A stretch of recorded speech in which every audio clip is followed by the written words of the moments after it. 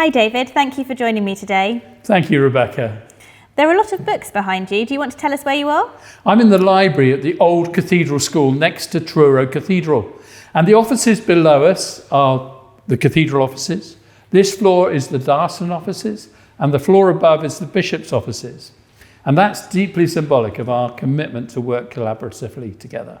So when did you move to Cornwall? I moved here in May, just 9 weeks before we were making this film. I came after 24 years in Hampshire. And who makes the best pasties? Without a doubt, so far, and I've tried a lot, Annie's makes the best pasties. And how have you found being here? Do you know, it's been more exciting than I ever dreamt possible. Every night I go home energized by the people I've met and the places I've visited. A profound sense of thankfulness before God for this place and the people of Cornwall. But it's also been tougher than I could have imagined.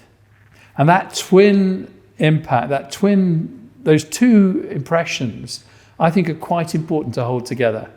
You'll find more of God than you imagined, but you'll find a challenge you weren't expecting. And as you've settled into the diocese, has anything surprised you? I have been surprised by the warmth of the welcome in almost every place I've been. As perhaps in many other places, but maybe it's particularly true of Cornwall, people respond really well to kind, godly and good leadership. And if that describes you, then I think there's a place for you here as well. So what do you think makes working in Truro Diocese different from other dioceses? Well, there's only 500,000 people who live permanently in Cornwall. 4 million people visit it every summer. That sets up its own dynamic. But amongst those 500,000 people, we're quite a small clergy team, and so we know each other well. We collaborate well. I think we pray well. And I think that's a real gift. And has being here changed any of your preconceptions?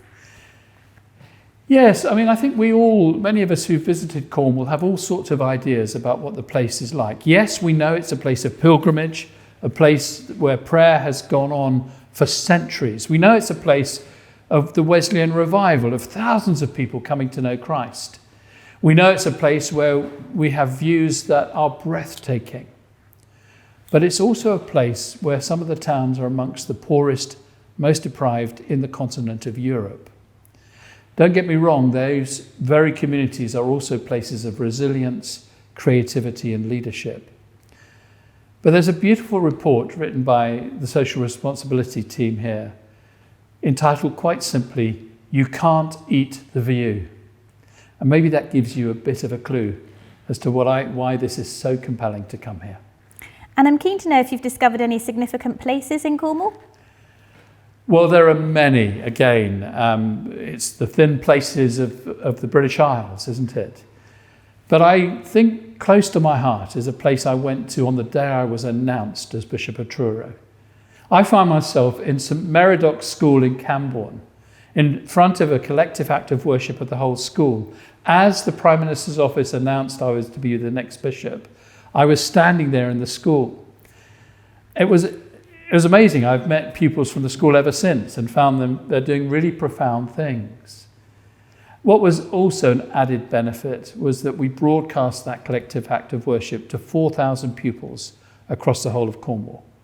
But Camborne and St Meredoc's School have a particular place in my heart. And which of your gifts do you feel particularly called to share with us here in Cornwall? Well, I think unashamedly, I've got quite an extroversion element to my character. I love being with people, and I'm energized by the conversations I have. And I found that's the thing I've offered. They asked for a bishop who loved people, who would get to know people, and that's what I'm aspiring under God to be and to do. So as someone who's just moved to the Diocese of Truro, what piece of advice would you give to someone considering joining you here in ministry? Say your prayers. I'm rather hoping that you will find God's ahead of us on this. And I'm hoping you'll find yourself, perhaps during the night, having dreams of a man or a woman of Cornwall saying, "Come over and help us."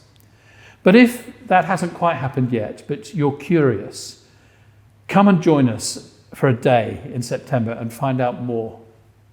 Thank you, David. And I hear you've got a message for our viewers, so the stage is all yours.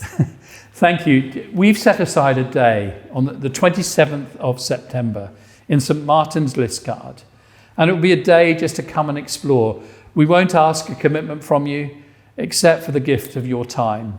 Come, we'd like to talk, share and pray with you and talk about a whole host of opportunities in Cornwall. House for duty posts, stipendiary leadership posts, even maybe 1 or 2 senior posts in Cornwall. Why don't you come prayerfully and spend a day with us and see what opens up before the Lord?